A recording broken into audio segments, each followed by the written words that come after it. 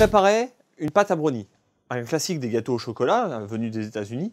On ne cherche pas à incorporer de volume. Là, on veut quelque chose de très dense et on travaille exclusivement sur la texture. Alors, pour ça, je commence par faire fondre le chocolat et le beurre au bain-marie ou au four à micro-ondes. Pendant ce temps-là, je vais m'occuper de torréfier mes fruits secs. Alors, cette opération va me permettre d'avoir des fruits secs qui vont garder de la texture dans le biscuit et pas qui vont s'imbiber complètement et être très fondants. Donc, on veut vraiment des petits marquants dans la préparation.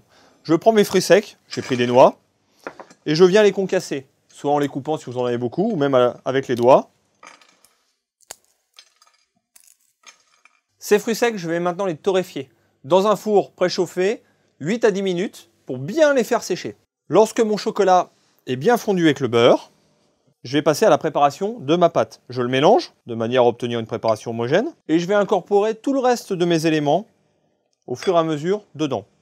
Le sucre, j'avoue que je préfère le sucre non raffiné, vous voyez, un sucre roux, avec des gros cristaux, comme ça va garder des petits marquants à l'intérieur. La farine, alors on peut la tamiser, s'il y a besoin. En général, maintenant, les industriels le font pour vous. Et les œufs. Je mélange pour obtenir une pâte homogène. Alors, on n'a pas de notion de volume dans cette pâte-là. L'objectif, c'est surtout pas d'avoir quelque chose de trop léger. Au contraire, on veut travailler sur la texture du chocolat qui va donner quelque chose d'assez pâteux, assez dense au cœur du biscuit. Lorsque j'ai obtenu ma pâte homogène, je vais rajouter mes fruits secs. Si vous les rajoutez avant, vous risquez de les casser en fait.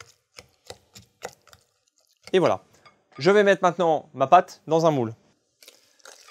Je verse ma pâte dedans. Je la répartis correctement dans mon moule. Alors, comptez une épaisseur de 2 cm, 2-3 cm. Ne soyez pas trop pressés. Cette pâte-là, idéalement, on la laisse refroidir au moins une nuit au réfrigérateur. Ça permet à tous les arômes, et notamment au cacao, de vraiment s'homogénéiser et se développer avant cuisson. Ma pâte est froide, je préchauffe mon four à 180 degrés, je vais l'enfourner pendant 25 minutes. Mon astuce, bien sûr que ça c'est la star des goûters pour un gâteau d'anniversaire par exemple, utilisez-le aussi en base d'entremets, c'est-à-dire que vous allez le cuire sur un moule sur une épaisseur de 2 cm, tailler des bandes assez régulières dedans, et ça par exemple dans une bûche de Noël, c'est fabuleux.